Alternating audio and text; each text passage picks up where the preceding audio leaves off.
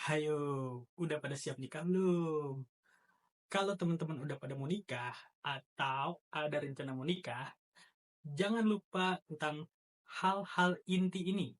Ini tuh bisa menjadi dasar teman-teman nanti kalau mau menikah, supaya pernikahannya lancar, langgeng, sehat terus. Ikutin ya. Oke, pertama-tama kenapa gue bikin video ini? Karena banyak berita-berita di luar sana terkait pernikahan yang dia ada kasus KDRT, terus ada lagi kasus misalnya perselingkuhan, bahkan ada hashtag marriage is scary. Itu semua paradigma-paradigma yang perlu kita hilangkan ya, gitu. Karena sebenarnya pernikahan itu nggak semenakutkan itu gitu. Kalian bisa cari pasangan yang baik, kalian bisa seharusnya menikah dengan pasangan yang kalian suka, itu semua bisa dilakukan. Cuman tetap kalian harus pikirkan beberapa hal penting ini sebelum nikah supaya kejadian-kejadian seperti itu nggak terjadi pada kalian.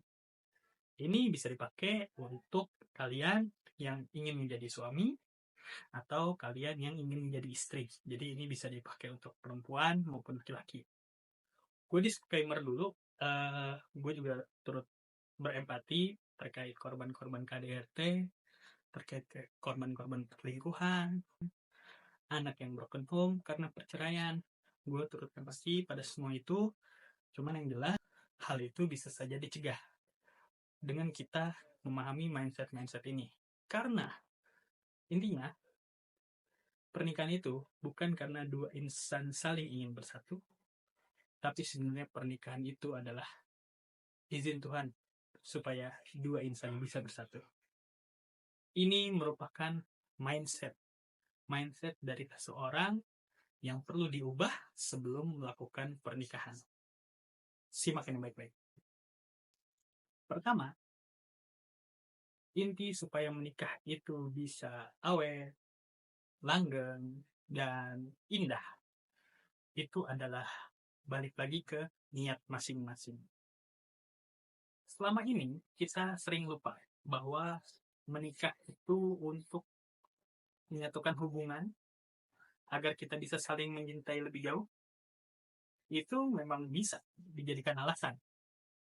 Tapi ada satu hal penting lagi yang tidak bisa kita lewatkan, adalah niat. Dari yang kita pahami, bahkan kita nggak bisa melakukan satu pekerjaan kecil pun kalau niatnya nggak benar. Misal, saya mau kerja, tapi kerja saya hanya untuk memenuhi kewajiban. Tentunya ini akan memunculkan hasil yang berbeda kalau kita kerja berdasarkan niat untuk ibadah. Tentu niat ibadah itu penting, terutama untuk segala hal. Kenapa kita harus meluruskan niat? Yang pertama yang paling penting adalah niat kita untuk beribadah. Karena banyak yang bilang pernikahan itu adalah ibadah yang paling panjang sampai kita berpisah. Seperti itu. Niat untuk ibadah ini terkesan sepele. Atau ya semua orang bisa niat. Gitu. Namun yang perlu diperhatikan adalah jika kita lupa terkait niat awal kita bahwa menikah itu adalah ibadah, pernikahan akan runtuh sewaktu-waktu ketika kita lupa akan niat tersebut. Poin selanjutnya setelah kita niat, ada yang harus diperbaiki lagi, yaitu turunin ego masing-masing. Ini banyak yang lupa, gitu ya. Dari kita menurunkan ego, kita sadar bahwa setelah menikah, bukan diri kita sendiri lagi yang perlu dipikirkan, melainkan kita harus tetap memikirkan anak dan istri. Begitu pula dengan istri harus memikirkan anak dan suami.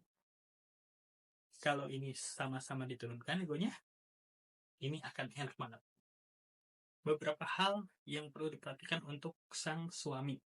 Kalau untuk menurunin ego ya, sang suami perlu banget mengerti akan kondisi istrinya.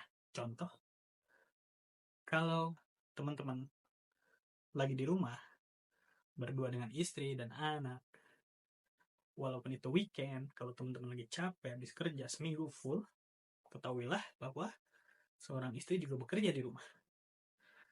Atau kalaupun itu istrinya ternyata juga kerja. Jadi kita harus pikirkan sih, kita sama-sama kerja. Walaupun ibu rumah tangga, terkesannya kita nggak punya pekerjaan, tapi ternyata ibu rumah tangga itu lebih sulit daripada yang kita pikirkan. Jadi kita harus respect hal itu. Seperti kalau misalnya dia bebenah, jadi piring, ngepel, nyapu, kita bisa bantu dengan pekerjaan rumah yang lain. Seperti cuci baju, jemur baju, bersihin kamar, jagain anak. Itu merupakan contoh dari penurunan ego seorang suami terutama ya.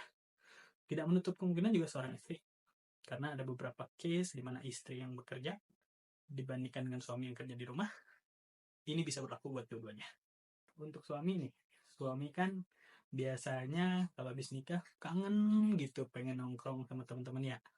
Sama, saya juga gitu. Pengen banget nongkrong sama teman-teman. Cuman dipikirkan kembali. Kalau kita nongkrong, istri dan anak nanti di rumah sama siapa? Kalau teman-teman ingin menurunkan rasa ego, teman-teman nggak harus yang namanya stop nongkrong. Karena ada beberapa jalan yang bisa teman-teman coba supaya teman-teman bisa ikut nongkrong. Yang pertama, bisa teman-teman ajak istri dan anak buat ikut nongkrong. Saya yakin teman-teman di tongkrongan nggak bakal nolak, karena itu juga bukan urusan mereka buat nolak. Yang kedua, teman-teman bisa titip uang saku ke anak dan istri, supaya ketika teman-teman nongkrong, anak dan istri pun juga punya hiburan buat jajan. Ini rahasia, tapi ini bisa dipakai. Ini udah works. Tanya aja istri. Oke, yang ketiga, misal teman-teman yang tadi capek, misalnya habis kerja, terus satu minggu ingin liburan gitu, pengen leyeh-leyeh, pengen berbahan sambil main HP, it's okay, itu boleh. Cuman cara menurunkan ego kita untuk hal itu sebenarnya nggak terlalu susah. Ajak aja istri dan anak jalan pagi-pagi. Bangun tidur biasa masih fresh. Jalan, kalau teman-teman habis shift malam, ajaknya jalan sore. Nggak perlu jauh-jauh, kita muter komplek aja. Istri dan anak udah seneng, apalagi sambil cari jajanan. Itu hal simple tapi bikin anak dan istri senang. Teman-teman harus coba. Kalau gagal, DM saya. Garansi. Nah, dari tadi kita udah ngebahas suami terus nih. Cara nurunin egonya gimana? Gimana dengan istri? Nggak kalah dong, istri juga harus nurunin ego kalian.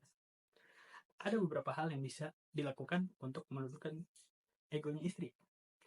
Contoh, kita para suami ketika sedang pulang kerja, teman-teman pasti banyak banget yang dikeluhkan selama suami lagi kerja. Benar kan?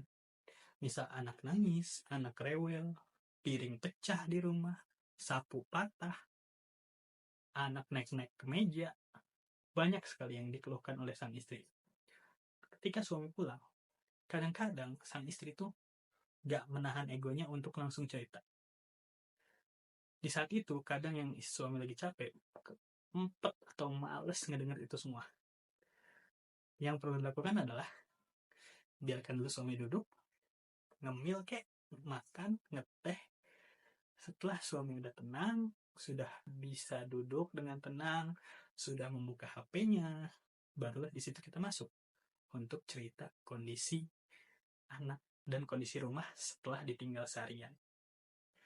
Itu akan lebih baik pendekatannya dibanding kita langsung cerita ketika suami baru datang.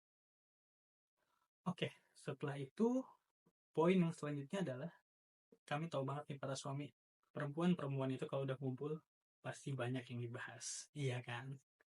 Nah, untuk menurunkan ego kita sebagai istri, teman-teman cukup dengan tutup mulut. Tutup mulut sini bukan berarti kita menutupi kesalahan suami ya, melainkan dengan menjaga aib suami. Kesalahan suami itu boleh banget diceritakan kemana? Ke keluarga inti. kecuali untuk masalah-masalah yang sudah menimbulkan esensi kriminal di dalam situ, itu bisa diajukan untuk speak up ke publik, mulai dari internet atau ke polisi. Cuman yang saya tekankan di sini adalah untuk penjaga aib suami adalah hal-hal yang sekiranya kekurangan suami harap tidak dipublikasikan, baik itu ke teman bahkan ke mertua gitu. Kalau kita udah jaga aib suami, yang perlu dilakukan selanjutnya adalah memuji suamimu. Kalau kalian malas muji, ini harus diperhatikan karena memuji itu gampang, tinggal mas kamu ganteng banget, papa kamu ganteng banget, ih tahu nggak papaku atau masku kemarin beliin aku ini. Itu merupakan pujian yang pengen didengar suami. Dan suami kalau dengar itu, dia pasti seneng 100%. Suami, kalau udah dipuji seperti itu, apalagi di depannya, dia itu kegirangan dalam hatinya. Gitu. Jadi ini penting banget buat kalian sering muji suami, supaya hidungnya dia terbang. Oke? Kenapa kita harus menurunkan ego masing-masing, baik itu suami atau istri? Supaya apa? Supaya kita nantinya gampang memaafkan, gampang mengikhlaskan. Kalau misalnya tiba-tiba kita lihat suami kita ngeselin, bagi istri, kita akan ingat, oh suamiku tuh di hari yang lain dia baik banget, sering bantu-bantu aku di rumah, sering ngajak aku keluar. Jadi kesalahan dia yang ini mungkin ya bisa dimaafin lah. Begitu pula dengan suami. Sama, ketika istri melakukan kesalahan yang sekiranya itu mungkin susah untuk dimaafkan, kadang suami pasti ingat hal-hal baik yang dilakukan oleh sang istri. Jadi yang tadinya itu mungkin nggak termaafkan, bisa dimaafkan dengan mudah. Itu kuncinya, menurunkan ego. Selanjutnya, setelah menurunkan ego masing-masing, kita harus pahami konsep yang ketiga ini, yaitu mendalami rasa syukur. Karena nggak banyak yang paham tentang indahnya bersyukur. Contoh kenapa kita harus mendalami rasa syukur, jika pasangan kita melakukan kesalahan, kita akan mensyukuri banyak nikmat kebaikan dia. Jika kita mensyukuri banyak nikmat kebaikan dia, kesalahan tersebut akan mudah kita maafkan. Sama seperti dengan konsep sebelumnya. Nah, rasa bersyukur ini juga sangat krusial. Karena apa? Yang tadi saya bilang di awal video, banyak yang namanya KDRT, perselingkuhan, broken home, mungkin bisa didasari karena kurangnya rasa bersyukur. Misal, jika ekonomi kita sulit, pahamilah, yang penting istri dan anak kita masih bisa tidur dengan nyenyak, masih bisa makan walaupun gak nikmat, dan masih sehat walafiat. Itu merupakan syukur yang luar biasa. Karena sejatinya, ujian itu nggak datang kepada orang-orang yang tidak sanggup melakukannya. Dengan bersyukur, kita pahami sekali lagi ya, kita bisa melakukan yang namanya positive thinking. Kenapa dengan bersyukur bisa positive thinking? Karena kita nggak bakal mikirin yang jelek-jeleknya aja. Kita stay positif karena kita bersyukur. Kalau kita stay positif, tangan dan kaki kita akan melakukan tindakan yang positif juga. Nah, 3 mindset itu yang teman-teman perlu dalamin ya sebelum menikah. Yang pertama niat, yang kedua turunin ego ya teman-teman, yang ketiga adalah rajin-rajin bersyukur. Karena dengan 3 hal ini, kita bakal bisa terus stay positif, tetap di track yang benar, dan kita bakal terus merasa cukup. Niat awalnya pun karena ibadah, karena Tuhan pun senang. Mudah-mudahan hubungan kalian juga bisa lancar atas ridho Tuhan. Kurang lebih itu aja yang ingin kita sampaikan. Like kalau suka videonya, dislike kalau nggak suka. Jangan lupa subscribe untuk konten-konten selanjutnya. Komen di bawah pengalaman menikah kalian juga ya, supaya kita bisa diskusi di kolom komentar. Terima kasih. Bye-bye.